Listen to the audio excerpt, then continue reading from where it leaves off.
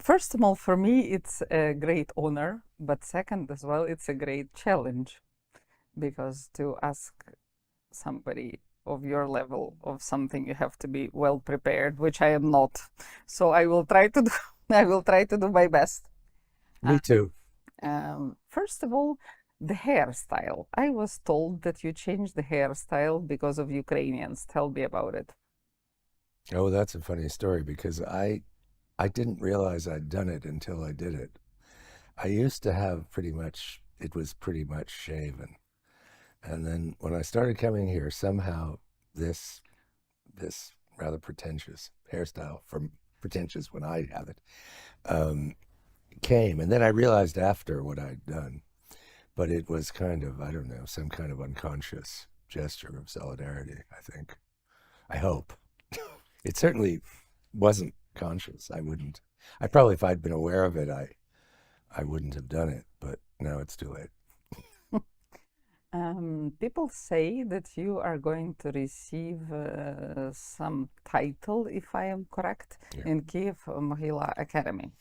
Yeah, they're giving me an honorary doctorate and honoris causa and making me an honorary professor of the university. And in that, the price of that is that I'm going to give the inaugural lecture at the beginning of the term on September 1st. So I hope I have something to say.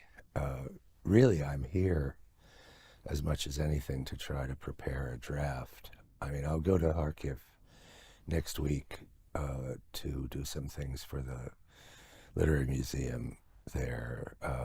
But I haven't really, I've just talked to people and I've tried to sit and write this speech.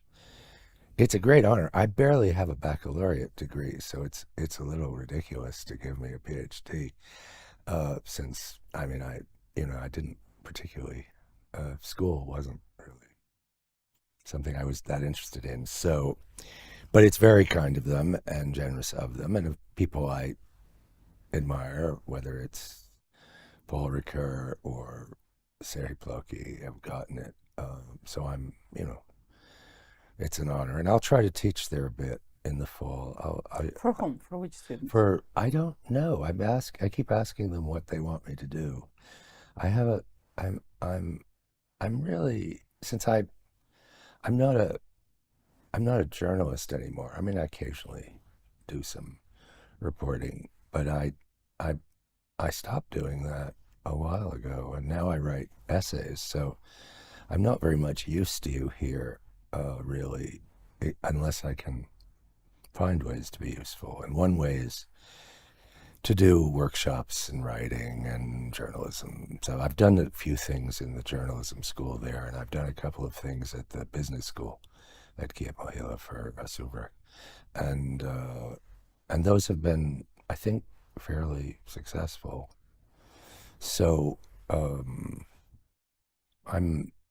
hoping just to go on doing that while I write this little book, which the first draft of which will be this lecture on September 1st. And the book is about Ukraine. The book is about Ukraine, but it's about all these debates. It's work I've been doing long before I was really conscious of what was going on here, about memory, political memory, collective memory, culture wars. I mean, these are the themes that I've really been working on the most in the last, well, since I published this little book on political memory about 8 years ago, and I have worked since a book that, with the provocative title In Praise of Forgetting, a subtitle which is less provocative, is The Ironies of Historical Memory. So I'm talking to anyone who will talk to me about these issues. What do you do with Russian literature? What do you remember? What happens when your hero is someone else's villain, Melnitsky being the obvious example of this? I mean, here's this patriot in terms of Ukrainian history, absolutely legitimately, who's also the greatest killer of Jews between the Children's Crusade and the Holocaust. So, I mean, how do you navigate that? I'm not a purist, to put it mildly. So it's not that I'm it's not that what I think is that, because Magnitsky was also the leader of this great period of pogroms of that time, the 17th century, that I think the statue should come down. I don't think that at all here. I mean, I think some places the statue should come down. For example, in the United States, in my country, I do think it's very good. I'm not at all woke, but I think taking down these Confederate statues that we had for 100 years, more than 100 years, a very good thing. So anyway, that's what this is about. We'll see if I can pull it off. Listen, I have in a way, I'm very grateful to the connection with Kiev Mohila Academy, because I can still feel I'm doing something useful, even if I screw up the book. And it won't be a complete waste of everyone's time here. When did you start coming to Ukraine? I came here in April of 22. And before that, I had never been anywhere except Rieff in the 90s.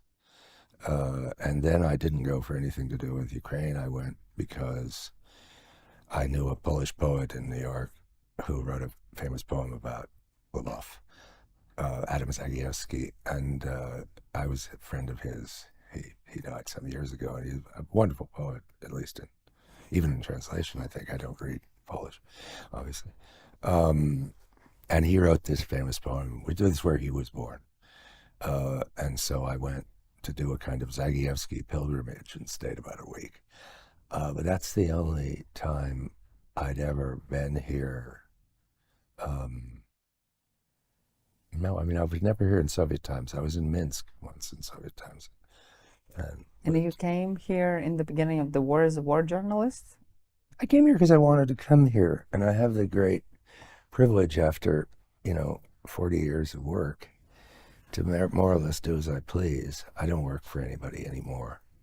I mean, there's a magazine in Spain and Mexico because I have a lot of, I spend a lot of my time in the Spanish-speaking world, both in Spain and in Latin America. And so there's a magazine that's published both in Spain, for both the Spanish audience and the Latin American audience that I write for a lot. And I have a Substack which is mostly about culture wars stuff. Whoa. Culture wars. Yeah, identitarian politics, the things that obsess people in the US, UK, and Canada at the moment. And very critical of all those things. And there's actually a little book of these sort of aphoristic writings from this Substack will be published by a small press in a couple of months, actually, in September, I think. I'll be here. But no, I thought, why did I come? I thought from a distance that it was I've seen many, many wars between Bosnia in 1991 and 2, well, the Balkans, 1991, 92, and now, and until about 2004, between 1992 and let's say 2004, 2005, I was a war journalist. And in the end of the last period of my professional life, I worked for the New York Times Sunday supplement and reported from Iraq and Afghanistan and Africa, Haiti, and lots of terrible places. But I had only one experience of a war that I thought could really be called a just war, and that was Bosnia. And from a distance in February of 22, it seemed to me the same thing could be said about this place, about Russia's war on Ukraine, Ukraine's defense of itself and its people. So I really came because I thought that, but I didn't know very much. I mean, for example, when the time of the annexation of Crimea, or even what was happening in Donbass, I wasn't very focused on it, on this part of the world. by that point I was more in Latin America than anywhere else. So I was thinking a lot about Latin America and the United States. And so I came here, and with a friend of mine who is a journalist, a Guardian journalist, a man called Ed Volume, whom we might know, old line Guardian journalist, and we were everywhere together. But he's still a real journalist, and I'm just posing as one. It's a useful disguise. But and when I got here, everything I thought was confirmed and more. So I've actually written an essay for an Irish magazine, which is being edited by Ukrainian-American writer Ashko Melnichuk, and has a lot of people from here contributing to this special number. It's a fairly obscure journal, but it's well regarded there. I mean, Ireland's, Kiev's bigger than all of Ireland. But it's anyway about just war and about this as a just war. So the more I came here, the more my sense of that was confirmed, and the more I wanted to be here. So that now I'm coming pretty much every 3 months for a month or month and a half. It's a little shorter this time because I've been here for about 2.5, 3 weeks, and I have to go earlier. I'll spend next week in Kharkiv, and then I'll go to, because it's a Ukraine connected event. There's a festival in Sarajevo. That's how my life weaves together, which is this year's theme is Ukraine, Bosnia. So they've asked me to come and moderate some panels and have a public conversation with Korkov and some other things like that. But I'll be back in August, so this time I won't be gone even 2 months, really. War journalism, does it make you what? Fearless? No, it doesn't. What does it make No, you? it makes you, well, Cynical? no, I'm not. I don't think I'm a pessimist, not a cynic. I insist on the distinction. Many people would not accept that distinction, and many people think I'm very cynical. Mostly people in the human rights movement, of which I've been extremely critical.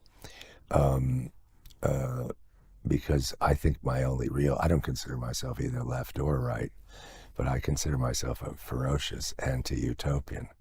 So of course that makes you something of a pessimist and gets you in trouble with all the nice people in the world, and makes you seem like you agree with all the terrible people in the world. But it's too bad. I'm too old and it's too late. But no, I think about war journalism that you either think it's worth the price of admission, the danger, or you don't.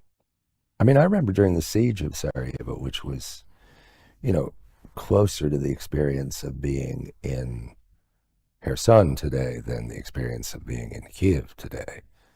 I hope it stays that way and gets better in Kherson. But, the experience of, you literally, in Kherson, you think, well, if it's the grid coordinate that they're using as they shell progressively across, the city, you'll get killed. There's a bitter old joke, time is so everything happens, space is so it doesn't all happen to you.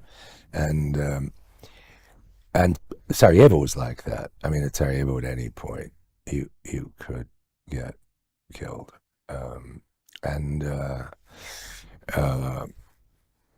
And you either think it's worth it or you don't. And I thought it was worth it. I'd been in a couple, I'd seen a couple of wars, notably in Africa when I was in my teens, because I traveled a lot in Africa, strange, growing up. And then in the Arab-Israeli War of 73, the so-called October War, I'd seen some. But I went to Bosnia thinking, I was writing about other things. I wrote 2 books about Cuban exiles in Miami, about the exiles and the Cubans in Cuba. I wrote another book about Los Angeles and migration. And then even when I started doing the war stuff, the books I wrote were more about humanitarian aid, and I wrote an enormous book. It's much too long. I find it totally unreadable. But then everything I do gets shorter and shorter with every year.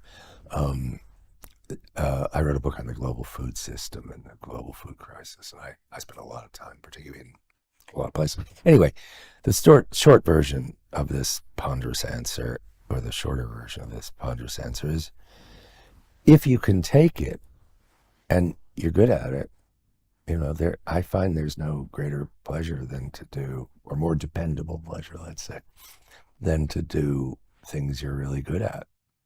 And I'm not good at that many things. And so I'm quite good at this because because the risk is, it's not that I'm not afraid, it's that I think it's worth it. And you have to die sometime. And, I mean, I don't, the things I don't do for other reasons. For example, I've never asked to go to the first line here because I don't, but not because I wouldn't go, I'd go in a minute. But I don't want some 22-year-old kid shot in the lung because I can't run anymore. I would feel really bad about that. And I won't do it. Of course, I've been, 5 kilometers behind the line, but which in a rocket war can be quite frightening. But no, I think people, and I do think in this war, I don't know if it was true of, of Iraq, where I was at the very beginning after Baghdad fell to the Americans, or Sierra Leone, where both sides were total swine. I've written this piece is about this, why Ukraine's a just war, and all these other ones I've covered, or not, in one way or another, in terms of Catholic just war theory, which is what I'm interested in. And, but I think if people like me don't come here, why should anyone else who's not of Ukrainian origin or connected to this place in some autobiographical sense, which I'm not? I have no connection to Ukraine. My ancestors, my mother's side came from Galicia somewhere. I have no idea where, but they came to the U.S. in the 1870s, and my father's family were Jews from Lithuania. So it's this part of the world, but I'm not a roots person, and I had no experience either of any of that to the extent I used to be a book publisher, and a writer, American writer I worked with said to me that the problem was that I came from an intellectual somewhere, but an ethnic and geographical nowhere. And there's some truth to that, I'm afraid. But I still think that if a person like me who isn't afraid of the war in and of itself, I'm afraid when there's reason to be afraid. I'm not afraid when, on a nice day like this, when knock wood, the Patriots are still working around the city. And it's the price and the risk is for what? For the truth?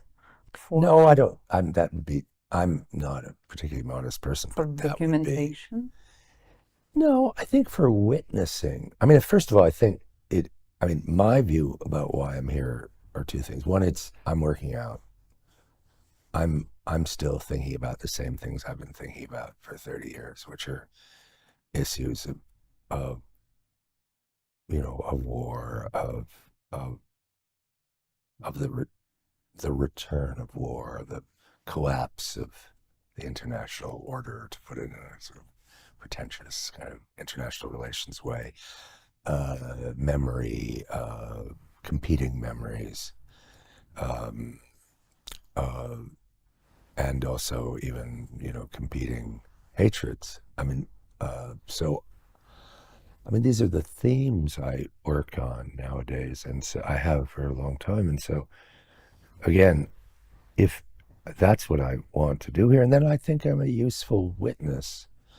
I see that also. I mean, I'm just a certain number of things I write that are maybe a way of supporting this place. Look, if you'd get 3 F-35s instead of my coming here, hell, if you'd get 1 F-35 instead of my coming here, I'd stay away, because obviously it's a lot more important that you get weapons than that somebody like me writes some things.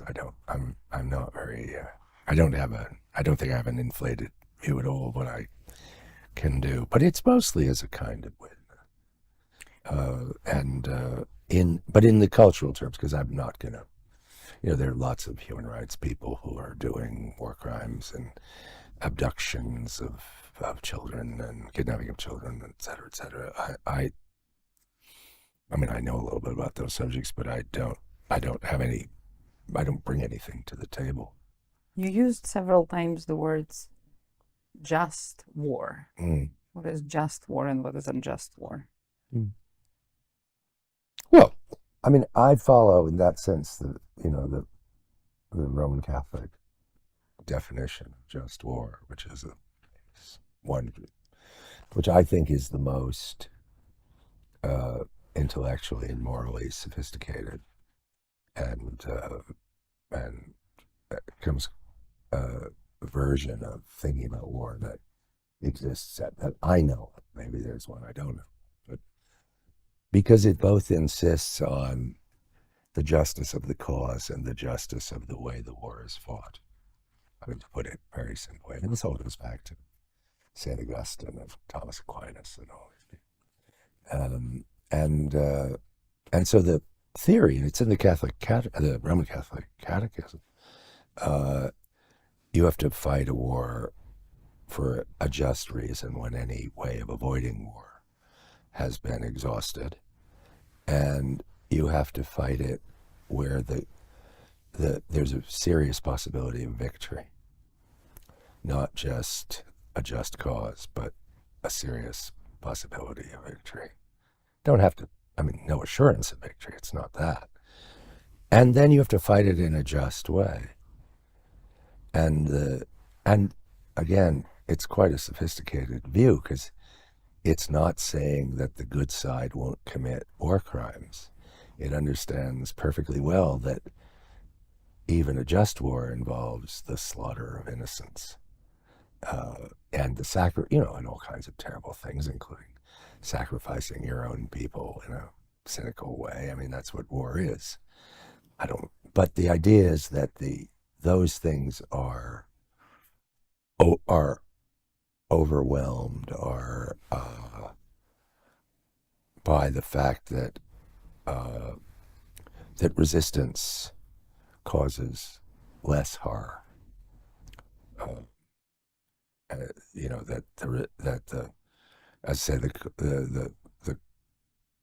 To fight, it does create less suffering than not fighting would do. Now, there are people who disagree with this. This is, because it's a very tough standard.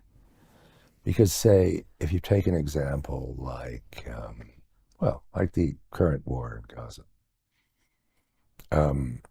you could say, I stay out of this debate. I worked briefly in the West Bank many, many years ago, but I haven't been back in 20 years, and I have no intention of going back. Although, there's a problem about the press's attention, which Ukraine faces.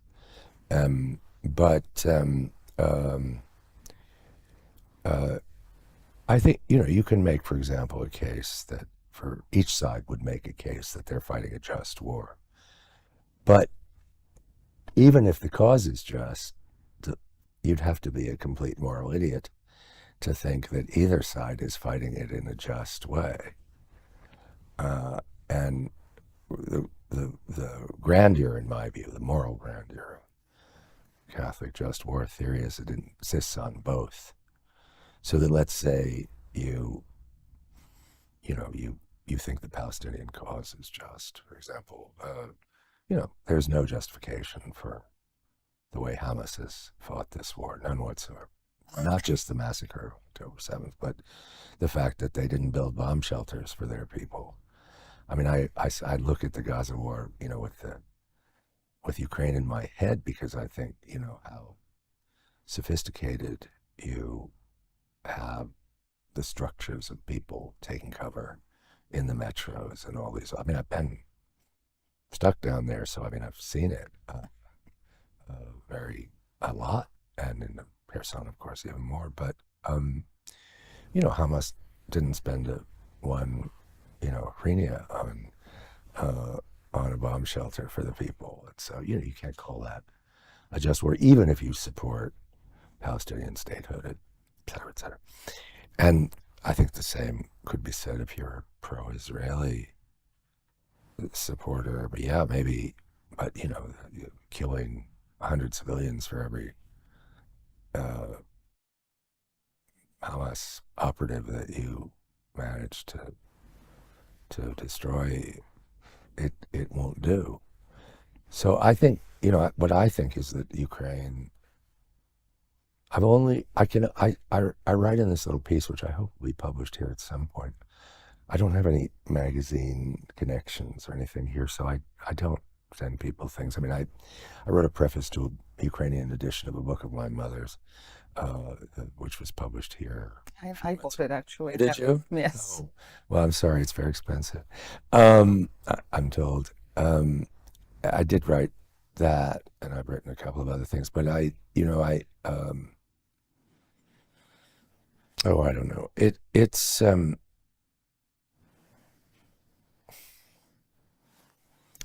It's the only, I write in that piece, I can only think of 4 wars in my adult life that I would call just, in the Catholic just war sense, of both the justice of the cause and the justice of the way the cause is fought for. And that would be Bosnia. Well, it would be the ANC in South Africa, even though they were defeated militarily, they won politically. The independence of Bangladesh, Bosnia, and Ukraine. And when I tried to think of another one, I couldn't. Because, again, even if the cause was just, the way of fighting it was not. You used the word witnessing, for witnessing. Yeah. From that perspective, 20 days in Mariupol, was it witnessing? Well, I think that's more militant. Sure, in a sense. I mean, that's a very eloquent, you know, account of all of this. I'm not going to, you have to be Ukrainian to do that, I think. I mean, that's a different, I mean, witnessing for Ukrainian and witnessing for a foreigner who doesn't speak Ukrainian, has no particular. But you said cultural witnessing, so what it is for you? Well, no, I'm interested in the cultural debate. I'm not doing cultural witnessing. I'm just here and trying to be useful to people here, and also trying to understand things so that I can communicate something about what's going on here to people. I mean, this effort of mine to talk about just war, will be also the subject of my speech at Kiev Mohila Academy in September, or at least half of it. I'm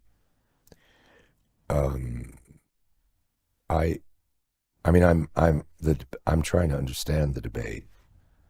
You know, most of my work has been about understanding why people think what they think, rather than taking great positions myself. I've got lots of opinions, too many, but it's ridiculous.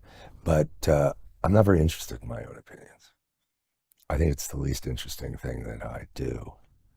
What I'm good at, I think, he said immodestly, is I'm good at explaining why people think what they think.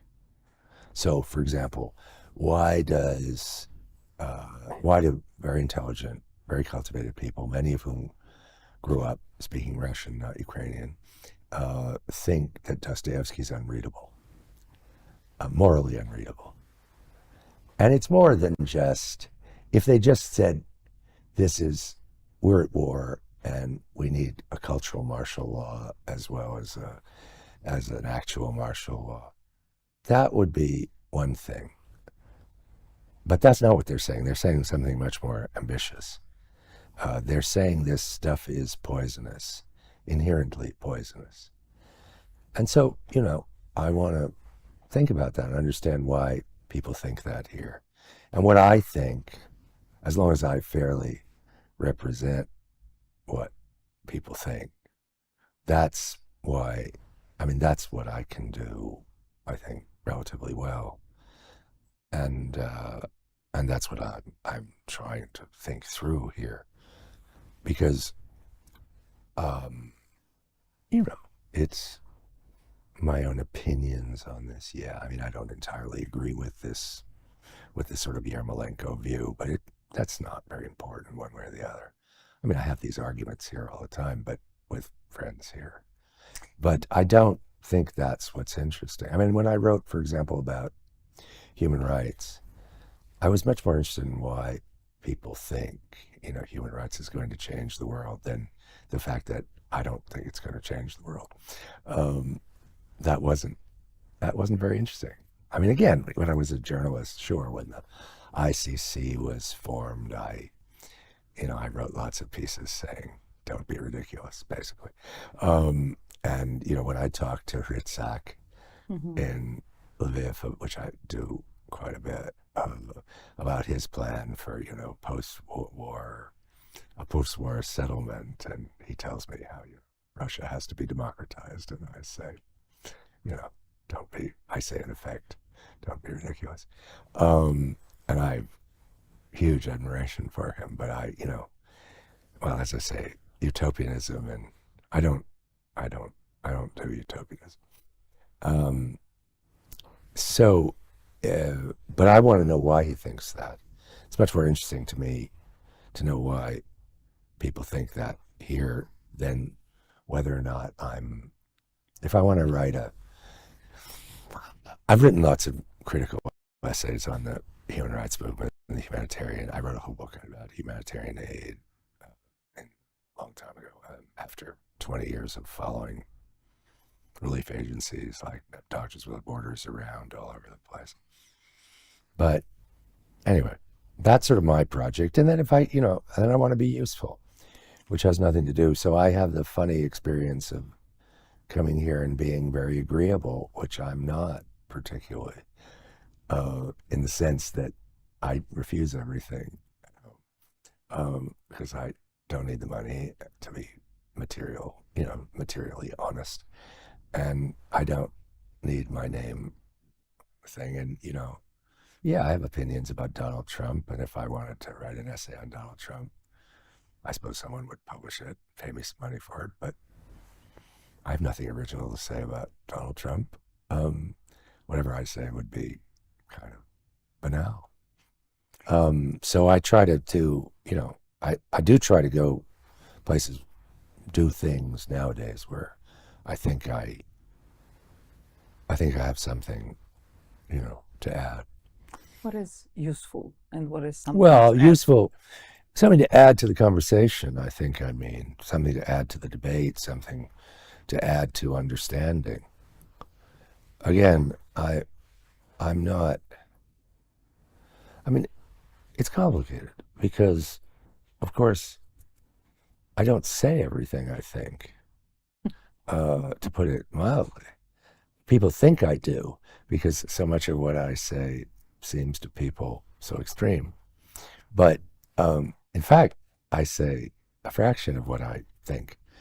And I do it sometimes because, for example, here, I don't want to depress people. Or because I think it's useful to, some of the, I want you to win. And so if believing in certain kinds of less than credible accounts of the world are helpful to people here. I'm very hesitant about saying when I think it's not true. For example, there are a whole lot of foreigners who come here and say that the future of global democracy depends on Ukraine's victory over Russia. That's nonsense. Why? Because half the world doesn't. The democratic destiny of the overwhelming majority of the planet is not in Europe or North America. It's in places like India and Indonesia and Vietnam. And for God's sake, Vietnam has almost 3 times the population of Ukraine. India has 1.4 billion people. It's a fifth of the world. And India will be democratic or not democratic because of what's happening in India, not because of what's happening in Eastern Europe. It's just that really, again, I'm not politically correct and I don't think of myself as in any way on the left. But that's Eurocentrism in the most stereotypical left-wing definition. That's just saying Europe is more important and what happens in Europe will define the rest of the world. And sorry, that ship has sailed a long time ago. So when people some people I like I'll mention what I do like, Dan Applebaum comes here and says those things, I think, well, I don't believe it's true, but I'm all for her, and I think, and there are other people who I prefer not to mention who I don't think well of who come here, but if they're useful to Ukraine, then I'm for them, even though I'm not for them, if you like, you know what I mean? So I think there's a piece of really colossal wishful thinking that somehow, if Ukraine wins, we'll have a democratic resurgence in the world, and if Ukraine loses, there'll be a collapse of democratic values. I think also, to be honest, I don't want to go on and on about this. It's not very interesting, I don't think. But I mean, if the reasons why Le Pen may form the next government in France, or the reason why Trump may win in the US in November, have very little to do with this war. And it's just wishful thinking to imagine they do. And if, I'm not quite as pessimistic about Trump vis-a-vis Ukraine as a lot of other people are, for reasons I could talk about, I guess. But the reasons that social democracy and Christian democracy are in the mess they're in Western Europe and North America doesn't have to do with being soft on the Russian Empire. It has to do with deep contradictions in modernity or post-modernity. The fact that these historic political parties that did such good things for so long no longer have answers, and they're finished. And we're living in a time of the extremes. France is an excellent example of that, where the real energy is either on the hard right or the hard left. Everything in the middle is kind of demoralized and incoherent.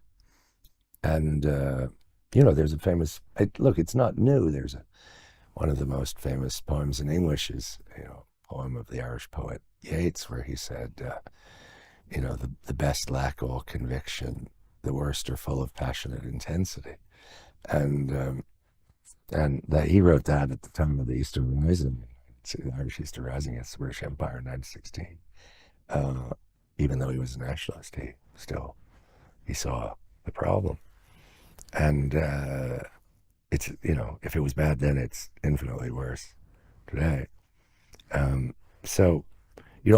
So there's a myth, if you like, that now would I go out on write a big piece about that? No, I probably wouldn't, because I don't come here to demoralize people. And I will answer truthfully, which is why people think I'm so crazy here. I mean, people like Yermolenko and Ogarkova, they just think, oh my God, he's going to say something else that's really strange. We traveled a lot together in the East and the South. They have been incredibly generous taking me around. You Anyway. were saying political memory, and then you were saying competing memories. Explain. Well, I mean, historical memory is how we interpret the past to ourselves. I mean, nobody remembers an event in the 19th century, let alone the 17th. So in countries with great historical, what you'd say, that peoples with, nations with, or peoples with huge historical memories, they're reinterpreting these memories. They're not remembering. There's no such thing as collective memory. There's individual memory. Collective memory is a metaphor. Historical memory, it's how we reinterpret. And all you have to do is read any proper history book, which is critical rather than militant. And you see how many versions there've been in every country. So the consensus is always up for grabs, and people change. Look at the role of Russian in this society. It now has thinking about Russian, it has a completely different specific gravity for people here than it had 20 years ago. People are not, and nobody, I mean, as far as I can see, very few people outside the very hard line nationalists thought that it had to be all Ukrainian. But now people do. So if you like, the collective memory has changed. Because, I mean, again, in a sense, it's, to use a famous quotation of Nietzsche's, there are no facts, only interpretations. And in a sense, that's what political memory, historical memory. And that's why forgetting is possible. Individual forgetting isn't possible, of course, and maybe even a few generations. But Magnitsky, come on.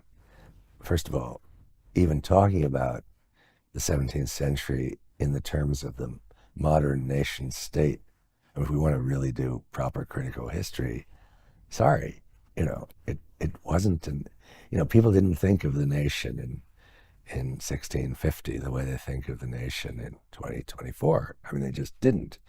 It doesn't mean you can have a history of colonialism, you can have a history of oppression, repression, but you can't say that the notion that Magnitsky had of what a nation was and the notion of what Zelensky has, they're not the same. I mean, the oldest proper nation state in Europe is France, and it really dates only from the end of the 16th century. And even then, it's the 19th century before people all over the place speak French, for example. So to the extent that the nation and the language have any relation to each other, then France didn't exist in the modern sense until the early 19th century. I mean, Napoleon did not grow up speaking French, for example. When he spoke this dialect, this language called Corsican, which is a dialect of Italian. So I mean, that's one thing. And then what do you do with the fact that eventually everything will be forgotten? I mean, even Hitler only talked about 1,000 years. He didn't talk about forever. It was going to be the 1,000-year Reich. It fascinates me that that's all he said. He didn't say, you'd think a monster like Hitler would say, we'll be around for all eternity. But that wasn't the language that occurred to them. I mean, everything will be forgotten. In a way, you see it in much more prosaic terms. This is, I'm doing kind of grand meta history now, but, you know, why is the consensus for Israel in the United States, I'll give you an example, fraying? Well, one of the reasons is the Holocaust was a long time ago. And if you're a 20-year-old, including a 20-year-old Jewish American, it doesn't have the same force for you. And there's a great, when I wrote about this in my book, a little book on Bosnia, I used to carry around with me in Bosnia these two, a photocopy of these two, this is pre-cell phone obviously, two poems of Wisława Szymborska, great Polish poet, Szymborska. And it's all about how, in the end, even the bloodiest battlefield has to just be a field where somebody's looking up at the sky. And that it happens sooner or later. Now, obviously, it's not happening if people are trying to exterminate you. It's not the suggestion. I'm not for a second suggesting that Ukrainians should consider forgetting. To the contrary, I'm even sympathetic to certain kinds of historical figures here whom I despise, but if they're useful for mobilizing people, I mean, Bandera is a classic example. It doesn't bother me that much, frankly, even though, you know, not my cup of tea, as they say, but a cup of vodka, as a friend of mine likes to say. But you know, it is, if people, I'm for, you know, as big a tent as possible in an emergency. So if some people need Bandera and have to sing that wretched song, well, okay. I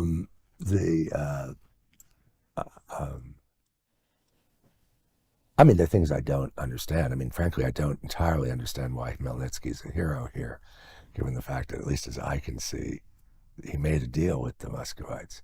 So I don't entirely follow, but anyway, that's probably my own weakness. About our debates, which you are following and which you are interested in. As I understand, one of the debates is the canceling of Russian culture, like with the example of Dostoevsky being poisonous overall. What else? Which other debates are or your focus of interest? Well, one focus is on whether what Ukraine thinks Europe is. I mean, there's a lot of fantasy about Europe in this country. I mean, someone who's spent, you know, I was a professor in France for many years. I'm not French, but I'm completely bilingual, and I functioned a long time, partly professionally in French. And I don't think that the Europe that people imagine Europe to be here has much to do with the actual Europe. I think people are going to be very disappointed. I think most Europeans are very disappointed by what the European project has turned out to be. That doesn't mean they want to give it up. I mean, even Orban doesn't want to give it up. You know, he keeps making trouble, but he still takes the money because he knows that, in fact, if he were to leave the community, that no one would fix the road. There'd be no money to fix the roads, and he'd be thrown out of power. So, you know, he plays this double game where he says all these terrible things about Europe, but somehow the Hungarian commissioner never hands in his papers and goes back to Budapest. I think there's a lot of question about that. I think that there's a lot of culture that's become national culture, but I'm not sure how long that can last. I mean, again, Dostoevsky had lots of political opinions, as did Tolstoy, so I can understand why people are want to do that. And I can even understand why imperial music, like Tchaikovsky or Rimsky-Korsakov, have something. But Shostakovich, for example. I mean, Stankovic, whom I know a tiny bit here, and I've gone to see a few times in this crazy shopping mall where he likes to have coffee out in the suburbs somewhere. He says, I couldn't exist without Shostakovich. I mean, Shevchenko can exist, Stus can exist without Brodsky, but Stankovic can't exist without Shostakovich. So already the picture's cloudier than people want it to be. And then there is this thing called the Russian Empire. I mean, yes, it's true, for example, that Chekhov always said he was Ukrainian, and in the famous census where he identified himself as such. But it's also true that most of the work, he's not Hochul, most of the work is about the Russian Empire, the high bourgeoisie of the Russian Empire. And that is something people are going to have to work out. Again, I don't think these cultural issues are worth fighting now. I think if it's mobilizing to people, there's a bookstore here that amuses me greatly that'll pulp your Russian books for a credit,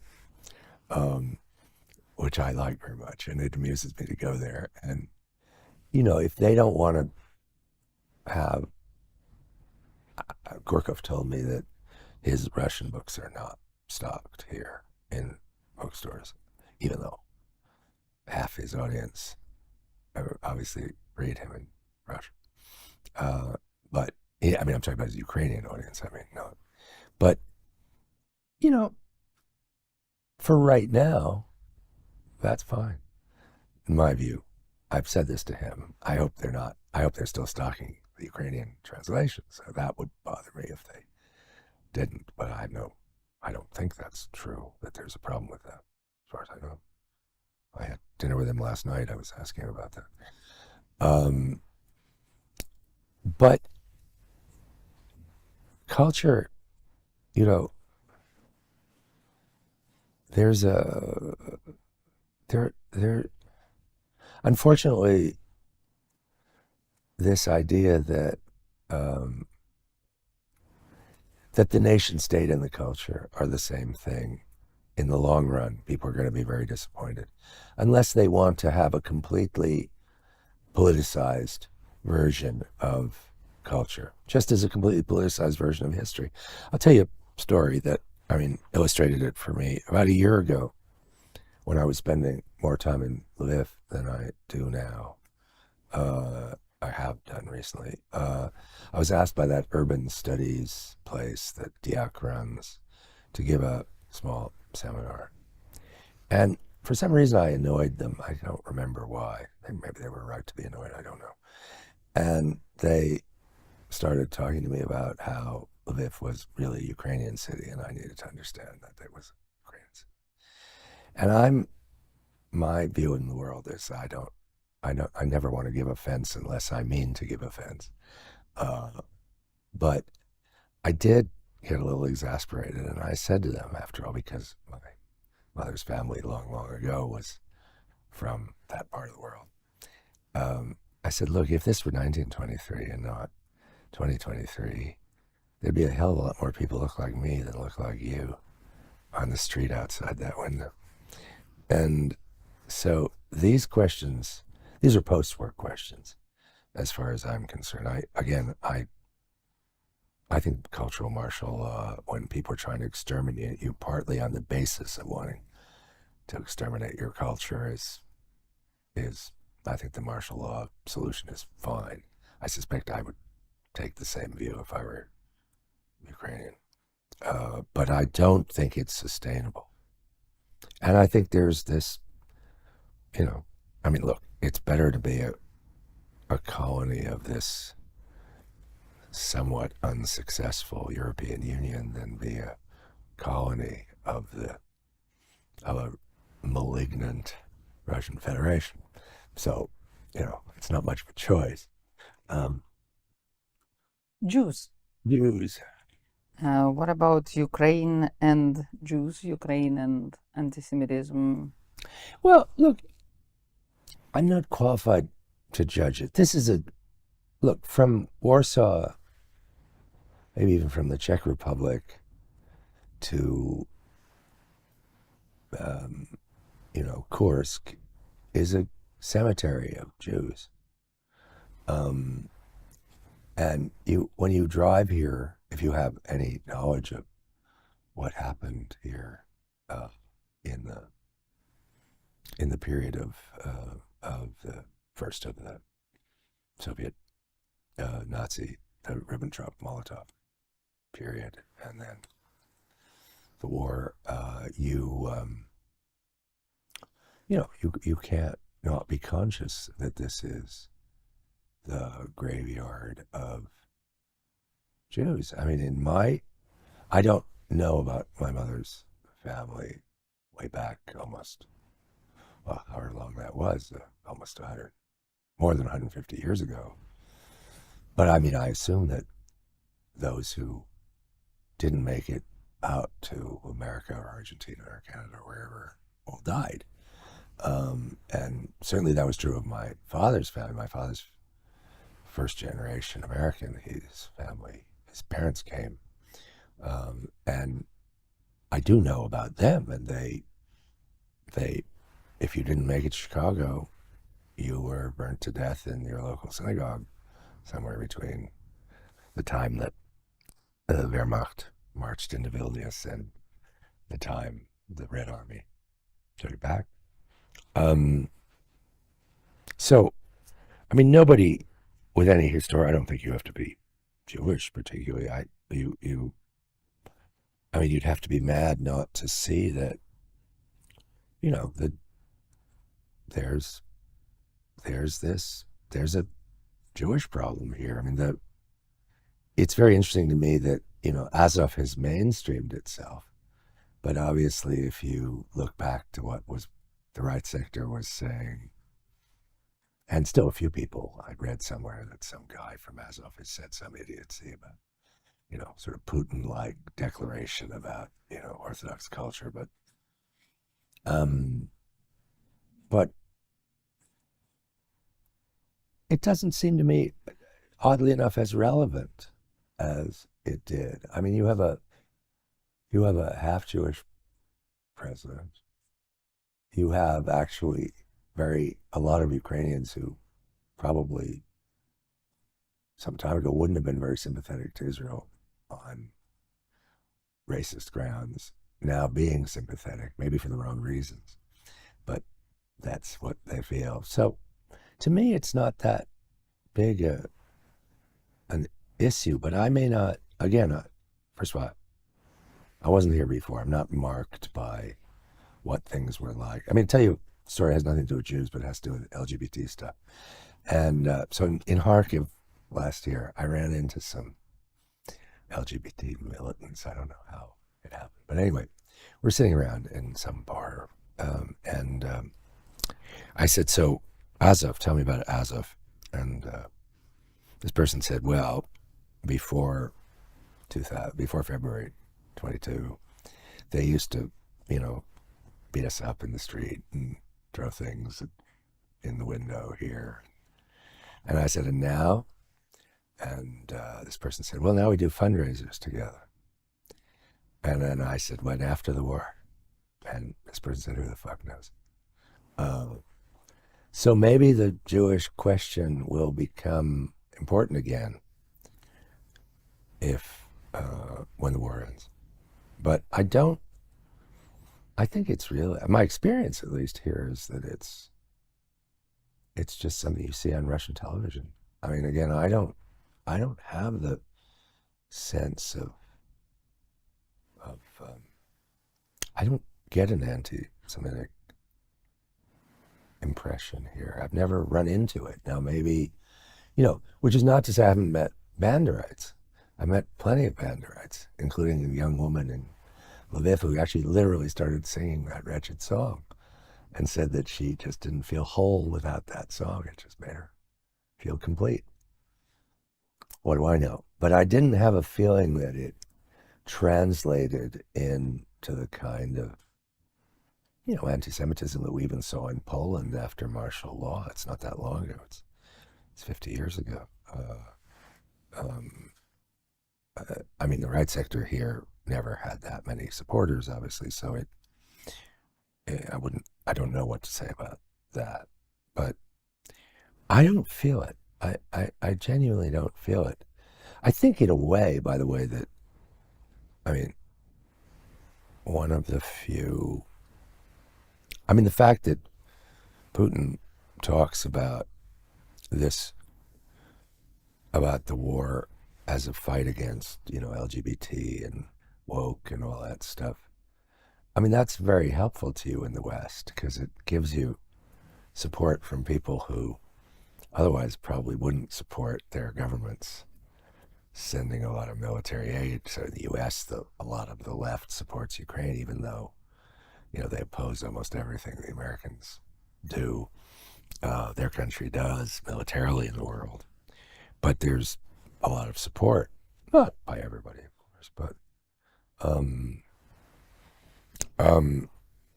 I don't feel it. But again, maybe I'm missing something.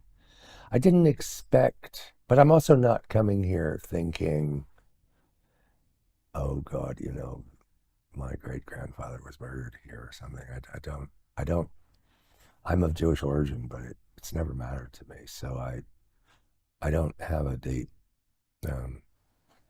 I tell you a just ridiculous literary story that when I was a book editor for almost a decade long ago, and one of my victims was Philip Roth, and everything was Jewish with Philip. I mean, it's his obsession. So, in those days, again before laptops and screens, he would, when he finished a draft of something, he would print it out, 2 copies, and he'd come down to New York. He lived in the suburbs, north of the city, and we would go through it line by line for a week, just reading it to each other. And I was useful to him because I was, he liked being edited. Lots of writers don't. But there was this passage that I didn't get, and I didn't get, and I didn't get, and I kept pushing him, which was my job. I mean, and finally he got annoyed with me, and he said, "Look, David, I don't know how to explain this to you. I'll try one more time. You know how when you're 13, you think the whole world is Jewish?" And I roared with laughter, and I said, "But Philip, when I was 13, I thought the whole world was gay and Hispanic. And by the way, I was right." I don't walk through Lviv thinking of it. I mean, I've been to the ghetto. It's very moving. What little they've been able to save, or the place where everyone was sent off to the camp, to be exterminated, or that museum of both. I think the massacre of Ukrainians and the Jews was different. Is located. I don't feel it here. But again, I have been, and I've moved. I'm not just hanging out with Kiev and Kharkiv intellectuals. I mean, I do.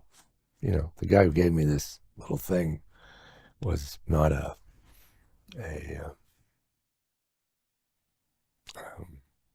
I'm sure had completely terrible views, but on lots of things but didn't get that at all.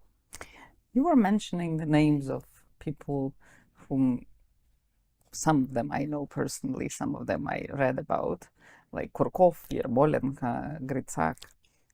You obviously talked to Kavzhun. How did you manage to do all of that? So you arrived here in the beginning of the war, so how did you enter the whole, It's different stories. I mean, it's one person leading to another. Gritsak I met through a guy in the Soros Foundation in New York, who at the time, he's leaving the Soros Foundation, was running their international program. I don't mean the people at Renaissance, but here in Ukraine, but Soros's international programs for Ukraine. this guy, who's actually of Ukrainian origin himself, but not particularly engaged in it, although now he's learning Ukrainian. He's going to probably end up here. He introduced me to Herzog by mail and email, and it's just one person leads to another. And at a certain point, at first I did much more journalistic stuff, and then at a certain point I realized what I was doing here, which took me about 9 months, and then I became the literary guy I to some extent am, and so it was sort of natural that Yermolenko and Ogakova, the pen people, I knew Victoria Melina very slightly. I certainly wasn't a friend, but I saw her a few times and talked to her a lot on the WhatsApp. And then people introduce you. Alexei Kovshun I met through a parliamentarian who I'd met before, who brought Alexei to some louche bar of the type that Alexei prefers, and and we became friends. And I never thought I'd meet a half Jewish Azov Kreliite intellectual, but hey, that's what's fun about what I do. I think, and the people are brilliant. I mean, the people I've met are quite it's original, because this place isn't provincial. I mean, a place like Bosnia, I mean, it's nice, but it's a very small country in a culture that has a few really good people in each of the arts, but not more. I mean, it would be very weird if you have a sense. I think my mother did this Godot play in Sarajevo and during the siege, and she did a Serbo-Croatian version of Waiting for Godot during the siege, and it was a logical play to do there. Mind you, it's a logical play to do here to some extent. I mean, in all contexts of resistance, Godot is applicable, at least so far. But I mean, it had a huge cultural effect in a small place like Bosnia. I like to think that if she were alive, she'd be here too. But whatever she would do here, you don't need, foreign. Foreign. I mean, you may need them in propagandistic terms or in solidarity terms, but you got, what's amazing here is how much of the arts have survived. I expected to find much less than I found. I mean, we're here talking to you. We're sitting within 400 meters of the opera. And I've been to the opera. I love the opera. I'm not very good at pop music, so I never was, even when I was young. But I go to the opera everywhere, and I've been to the opera here and in Lviv. I don't know if it's still open. I'm not sure I would venture into that opera theater in Kharkiv, which I think may be the ugliest building in Eastern Europe, and it has a lot of competitors. And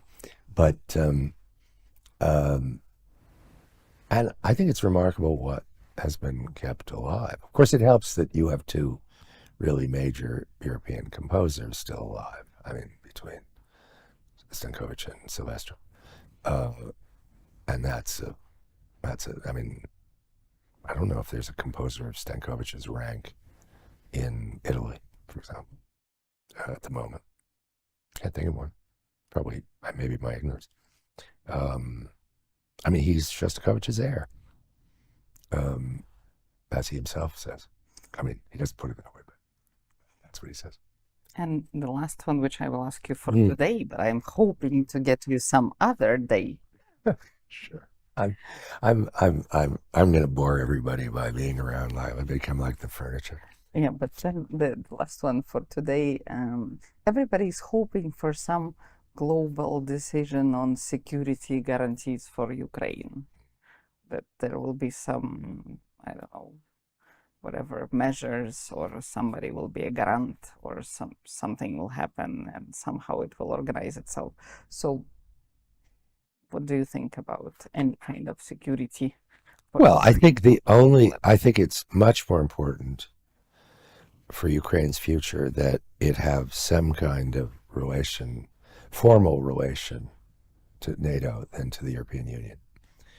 Because for right now, even if the war were to end on terms that were, not too terrible, given what everyone's been through, whether a complete victory or a partial victory, the Ukrainian economy is going to take a very long time to rebuild, and whether Ukraine being in the EU or just receiving money from the EU, I'm not sure that in the medium term is that important. Whereas, of course, the only solution, because the people here who think, Russia's going to democratize or fall apart, I mean, that's just complete nonsense. If it were to fall apart, it'll be even worse. But I don't see why it would. But you need security guarantees, and it seems to me that the only context for that is NATO, because I mean, a European army is a pipe dream so far. But there are things to do on the way to that. I mean, for example, I'm not very good at optimism, but I take the fact that these weapons manufacturers from both the US and Germany are building factories here in the territory of Ukraine is a very good sign, because the more integrated you are in defense terms, security terms, the better.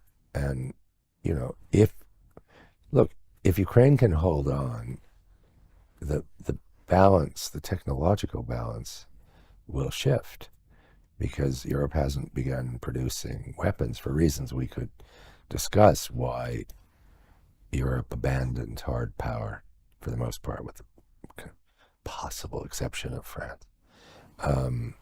But it did. And so they had to start from scratch, in effect.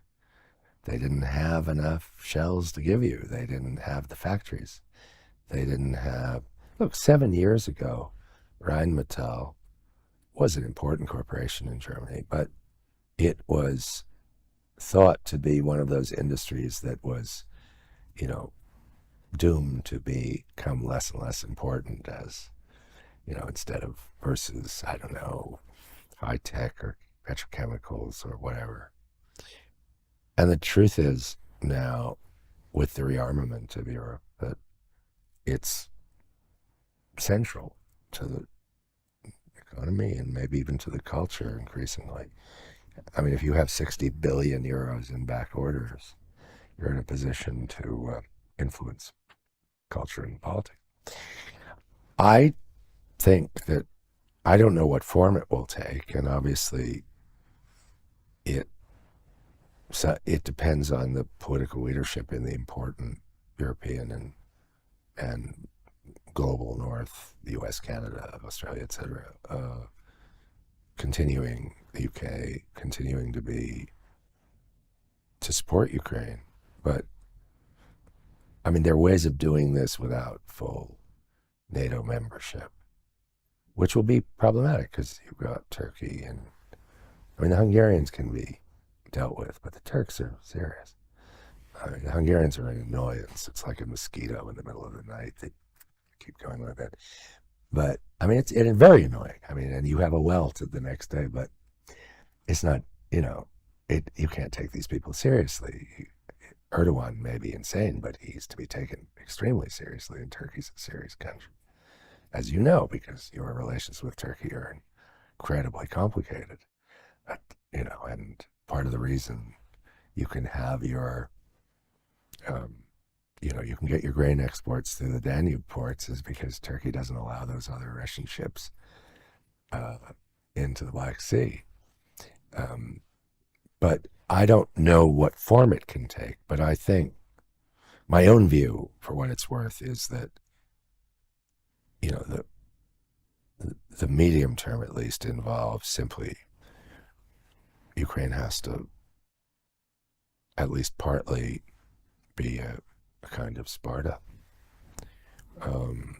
with, and not by itself, but with, ideally with tripwire forces of the NATO powers. I mean, that's the way.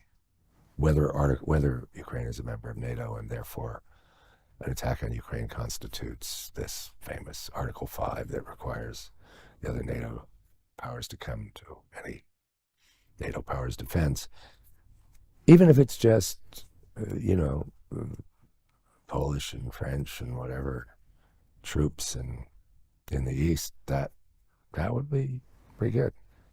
Because the Russians aren't, I mean, they're horrible, but they're not. Unfortunately, they're not crazy. And they know, they you know, what, I wish Russia was as crazy as you'd think it was from watching Mr. Solovyov, but it's not true. There's some very cold, stone cold people who understand perfectly well that under certain circumstances, you know, you'll have Polish regulars here with all the weapons they have. I think that's the only medium-term solution, because even if I'm wrong, even if Russia could change, it's going to be a very long time. We're talking about decades. We're not talking about. It could dissolve in flames, but that's not necessarily better for you. I mean, it might be very satisfying, but it's not necessarily better. Because you could get, you know, you could get anybody. But I think the security issue, I think once the war ends, there will be money for the rebuilding of the economy, if only because people will feel guilty. But I don't know that about the security thing is really complicated because of the complexities of NATO, because of the political complexities. I mean, I worry, we're talking now on Thursday and on Sunday, the first round of the French parliamentary elections will take place, and who knows? I mean, maybe by the time you air this thing, maybe it'll turn out that the National Front didn't do as well as they thought. I mean, here's hoping, but if they do, then, you know, can you get the same kind of guarantees? Because it's budget questions. Everything's about, I mean, war is about people and money. And you know, you don't have enough people. And so you need money, which is to say weapons paid for by other people. And probably you need other. I was told by a Ukrainian military guy that I know slightly that, you know, if there were certain kinds of equipment, they're just not the people to crew them. And that, you know, that may mean that foreign forces have to come in at some point. I think, mind you, that there will be a crisis, a predictable crisis, because obviously some part of the new Air Force of Ukraine that's coming, however painfully slowly, will be based outside of Ukraine. And the real question is, how will the Russians? Seems to me the big question of the fall, one of the big questions of the fall, is going to be how Russia responds to the fact that at the very least these F-16s are being repaired in Romania and Poland. maybe they'll just wear it. But, that's why they talk about the fog of war. So I hope to see you soon again. If this is of any interest to people, I'm happy to do it again. Okay. So see you soon See you again. soon. Okay.